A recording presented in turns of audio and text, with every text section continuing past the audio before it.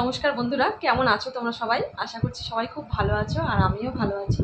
সঙ্গীতার প্রতিদিনের আজকের নতুন একটি ব্লগে তোমাদের সবাইকে স্বাগত জানিয়ে শুরু করছি আজকের ব্লগটি।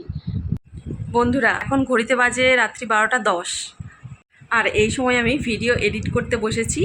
তো চারিদিকে দরজা টরজা দেখো লাগিয়ে দিয়েছি আর সবাই ঘুমিয়েও পড়েছে।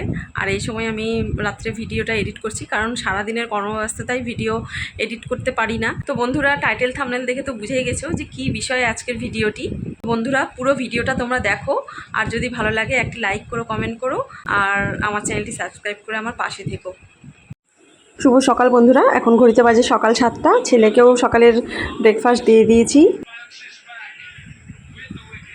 আর এখানে আমার বর মোবাইলে খেলা দেখছে।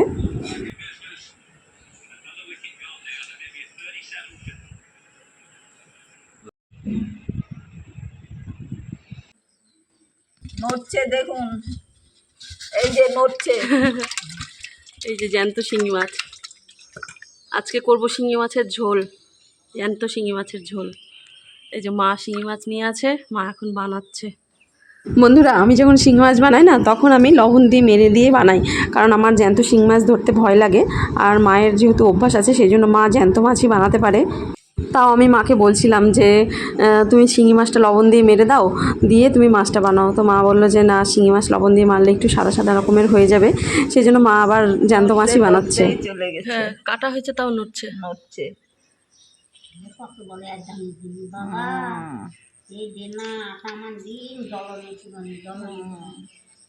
ফুলে যায়, গায়ে জ্বর, এগুলো সাংঘাতিক। কাটা দিলে একদম ফুলে যাবে।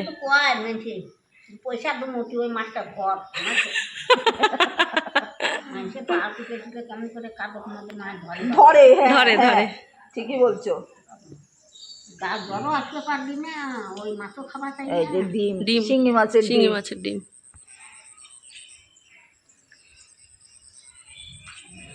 এর মধ্যে একটা সুতার মতন থাকে, কাঠি দিয়ে খোঁচা দিয়ে ওটা বের করতে হয়। হ্যাঁ,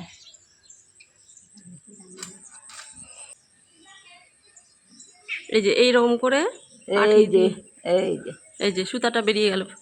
এই হ্যাঁ, এই যে এই সুতাটা বের করে ফেলতে হয়। বন্ধুরা, বাইরে থেকে তো ঘুরে বেরিয়ে আসার পরে সেরকম কিছু খাওয়া দাওয়ার মন করছে না, মনে হচ্ছে যে একদমই কিছু হালকা পাতলা খাই। তাই আমার বড় আবার বাজার থেকে জ্যান্ত শিঙি মাছ নিয়ে এসছে। তো মা আবার সেটাই বানাতে বসেছে। আমি হলে লবণ দিয়ে মেরেই বানাতাম, মা তো জ্যান্তই বানাচ্ছে। কারণ কি বলো তো বন্ধুরা, আমি তো আগে কখনো জ্যান্ত মাছ বানাইনি, বিয়ের পরে জ্যান্ত মাছগুলো বানাই, তো সেই জন্য আমি লবণ দিয়ে মেরেই বানাই। ভালো লাগছে বাবা? তো বন্ধুরা, সকালের জলখাবারে আমরা খাচ্ছি এখন পরোটা। ওর বাবা সকালবেলা দোকান থেকে পরোটা নিয়ে আসলো, তো আজকে সকালে জলখাবারে আমরা এটাই খাবো।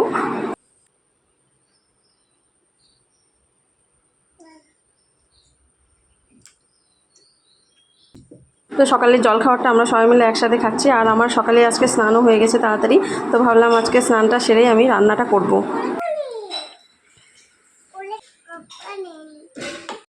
তো বন্ধুরা, আমি চলে এসেছি রান্নাঘরে রান্না করার জন্য। আর এই যে দেখো, শিঙি মাছগুলোকে আমি লবণ দিয়ে ভালোভাবে ধুয়ে নিয়েছি, আর এদিকে আলুও বানিয়ে নিয়েছি। আর এখন শিঙি মাছে আমি ভালোভাবে লবণ হলুদ মাখিয়ে নিচ্ছি ভেজে নেওয়ার জন্য।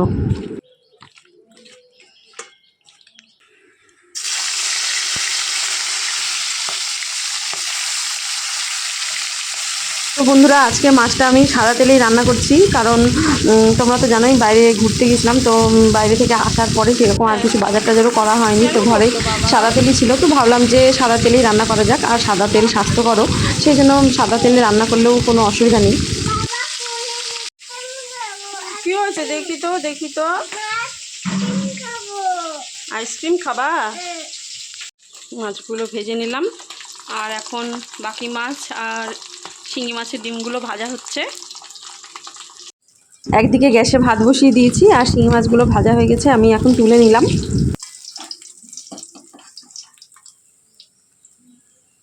বন্ধুরা, কড়াইয়ে মাছ ভাজার তেল অল্প একটু ছিল, তো সেই তেলের মধ্যে আমি দিয়ে দিলাম সামান্য পরিমাণে মেথি, 4টা কাঁচা লঙ্কা চিড়ে রেখেছিলাম, আর 2টো তেজপাতা দিলাম সোমবারে, আর পাতলা পাতলা করে আলু বানিয়ে রেখেছিলাম।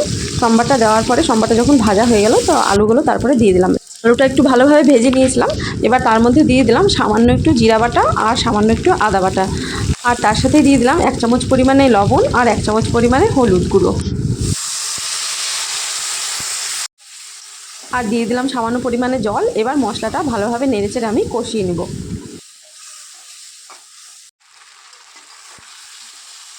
বন্ধুরা, কয়েকদিনের জন্য তো বাইরে ঘুরতে গেছিলাম, তো ঘোরাফেরার তো সব ভিডিওগুলোই তোমাদের সাথে শেয়ার করেছি। তো তোমরা অবশ্যই আমার চ্যানেলে গিয়ে সেই ভিডিওগুলো দেখতে পারো। আর ঘুরে ফিরে আসার পরে শরীরটা একেবারেই ভালো ছিল না।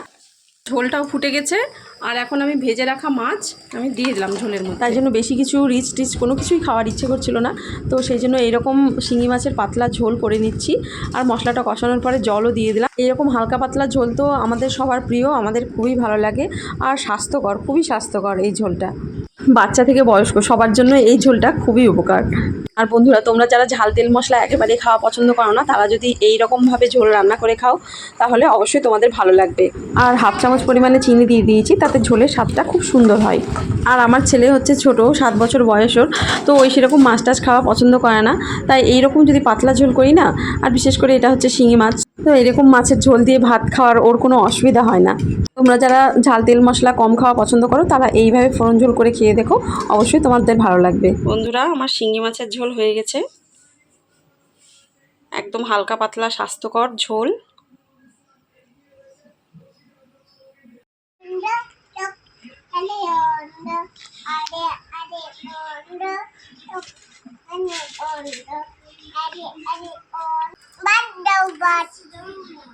এই যে ভাত নাও, ঠিক আছে?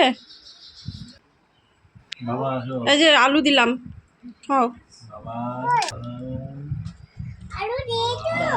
মেথি দিয়েছি, আর একটু জিরা আদা বাটা দিয়েছি। এই নাও গো।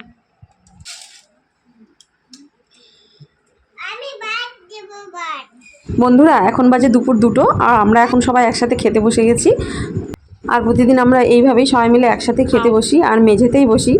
তো বাচ্চা কাচ্চা সবাইকে নিয়ে একসাথে বসে বেশ আরাম করে খাওয়া যায়। তো বন্ধুরা, মাছের ঝোলের স্বাদটা তো খুবই ভালো হয়েছে, সুন্দর হয়েছে। বন্ধুরা, এখন বাজে রাত্রি 12টা 40। তো এই সময় আমার ভিডিও এডিট করা কমপ্লিট হলো।